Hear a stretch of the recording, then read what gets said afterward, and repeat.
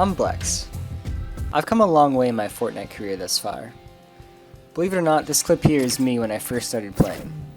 I was a true novice and truly didn't know how to play shooters in the PC. I've learned a lot and I still have a long way to go, but I'm here to bring you a declassified guide on how to get better at Fortnite, and I know together we'll continue to progress and become better at Fortnite. So thank you guys for watching, and enjoy Blex's Declassified guide on becoming better at Fortnite. Okay, welcome to a new edition of Blex's Declassified guides. In previous videos we talked about sensitivities, we talked about keybinds, and hardware to get you started. Now we're going to talk about actually dropping into the game. So I think it's a feature or facet of the game that's commonly overlooked, but very important to understand how the game will flow. So here we have a standard drop map, as you can see. I've freeze framed it and put some indicators on it so we can talk through it a little bit. But first I want to talk about the no man's land zone. So that is that blue line zone that I've made here with the paint program. That is shaped in a cone zone, and that changes from drop track to drop track. So since we're going kind of diagonal through the center of the map, that kind of limits our ability to physically get to Risky Reels or Wailing Woods or Flush Factory or Lucky Landing. People are certainly going to be there, like a person or two, but it's going to be very difficult for someone to get there, and it's really not going to be the most productive places for you to go to improve and get better at this game. Now, our Tier 2 zones are these easier zones that are going to be a little less crowded to jump into, but I think provide an optimal amount of difficulty and resources available to get you started in the game. So from going from right to left, we have the soccer fields between Pleasant Park and Greasy Grove. This is a commonly overlooked area, and typically with the drop like this, you'll only get about, I'd say, 2 to 3 people who drop here, but there's tons of loot for you and other people as well as mushrooms towards the back, so it provides a good starting point for you guys to go to. Now, Loot Lake's a tough zone. There's a lot of loot all around there, but it requires you to be fairly exposed. You're definitely going to get some people dropping there as far as volume goes. I feel like the skill cap, though, of people who drop there are fairly low, which makes it an easier zone. Also, it's more centrally located, so it's an easy transition point. Now, Tomato Town, Fatal Fields, those are both 2 name zones that will have people. They're fairly large and they're fairly one-dimensional. And I mean 1D as in they don't have multiple story buildings like Tilted Towers. They're fairly flat. Now the other zones are unmarked. So we have the cargo shipping area, we have the junkyard, we have the racetrack, as well as the prison. These are going to be zones that probably have maybe 1 to 2 people because it's in the back half of that map, but provide tons of loot and tons of resources to get you started in this game. Now moving to Zone 2, which is the medium zones. So these are all named zones. We have Shifty Shores, and the reason that Shifty Shores is included here is it's because it's directly below the drop zone where you can first start dropping. So it's typical to note that when your bus path crosses over a named zone, that first named zone is typically fairly busy with people just because it's the first place you can physically drop. Now Greasy Grove will also have people as well, and Shifty Shafts. Shifty Shafts in particular is a common drop spot in general, but since the path of this bus dictates, it allows people to quickly and easily access those areas. Now Retail Row will also be a fairly high difficulty zone, but since it's in the back half of the drop zone, it gets a yellow rating instead of like a red rating. Now let's go to the hard zones. So those are going to be Pleasant Park, Tilted Towers, and Salty Springs. Tilted Towers and Salty Springs are always going to be red zones, pretty much regardless of any of the paths that the bus takes. They're high tier zones that just tend to be very populated.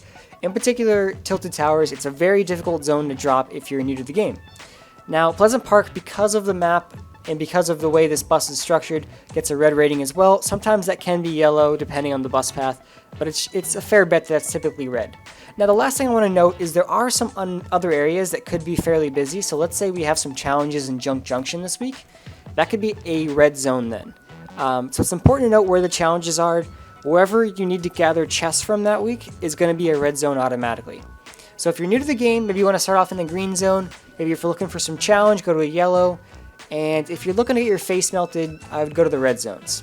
So let's continue and talk about the process of actually dropping. First thing you want to do is note who else is behind you. In this particular case, since I'm going Pleasant Park, I know I need to drop right away and get down as quickly as possible in order to start looting the houses. Since I know I can make the jump from here to there fairly quickly, I'm able to take a fairly direct path straight down. In other videos that I'll show, you can maybe want to take a more diagonal route or scout out more. Now on your path to the building, you want to make sure you know where you're going first off, and then look around and identify which kind of, identify how many people are dropping with you. Also, you're mostly going to want to land on top of a building and identify where the chest could be. So I know there's a chest spawn in that right side. I'm able to quickly get a deagle, and I hear someone else in my house with me. So I need to take the offensive with this deagle and try to do some damage to this person before they can damage me. Now they have some grenades, which does complicate things, but I get very lucky and hit a headshot off them. They also had a scoped AR, which isn't the best weapon to be using in close combat situations. Now the other thing when you drop at a house is you want to farm the interior for all the resources you possibly can. The reason for this is it's easy, you're safe, and protected, which is vitally important for you to start off on a good foot. It's terrible to start the game and have no resource to be able to protect yourself. Now in this scenario, I can hear someone above me, so I block off the exterior entrance there. I continue farming in the interior, gather some more resources, and go for the chest. Now this puts me in a very strong position due to a fortunate chest where I get shields and I get an automatic weapon in that SMG. So I feel a lot more comfortable now being able to engage this person. Fortunately, they're just hanging out outside. I'm able to quickly finish them off and pick up a shotgun. My kit's getting a lot stronger. This is a highly populated zone though, so you want to keep your eyes open and make sure that you are always listening for the person that could be sneaking up behind you and keeping line of sight on anyone who's around you. So the next thing I want to do is try to scout my next spot to hit. I know there's a lot of people, so I'm going to look off in the distance, see some building, and then from here, I want to look to my left and right, make sure no one can flank me. Now, I hear some gunshots in the distance, which instantly alerts me that I should be moving towards them, and I see someone in front of me. I'm able to engage on them, and they're able to build up fairly fast, and outbuild me actually. I do get some damage on them, and I'm trying to knock them down. They unfortunately are able to build up and completely gain high ground on me. Now this isn't the worst thing in the world because I'm able to go into the house. My goal here is to reload, reset, and hopefully do some damage to that person. Now in this scenario, they lost where I am. My shots are awful, as you guys can see. That should have been a kill right there. I missed those shots, and I make this fight a lot more difficult. But it's important to note that you can reset fights. I'll get into fighting in a later video. From here, I'm going to battle this fight out and eventually win. But this is the general idea in the drop, that you want to first scout your area out, know which path you're going to, farm the interior of the zone, and then lastly,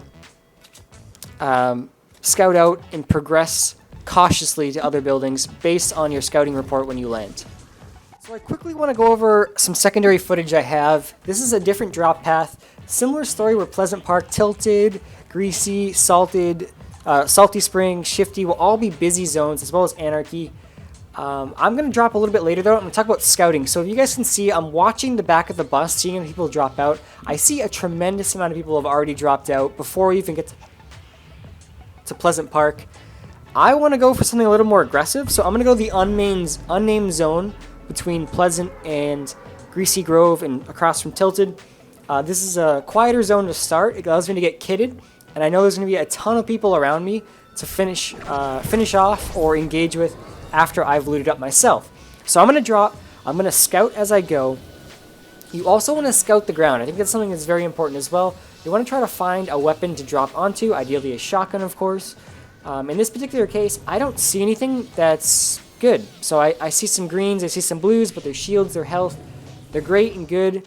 But when you land, your number one priority is getting a gun. So I don't see anyone around me, which maybe gives me the time to go and grab that. But I am very concerned that I didn't see someone land with me, and they're going to grab a gun and just finish me off without me defending myself. I can then progress inside, I get some guns, I can then take my time and farm back outside. And I know there's a shield out there, I know there's a health potion, so I just keep mental notes of that. Eventually someone does land here, so I didn't see them initially, but I'm able to engage with them and finish them off.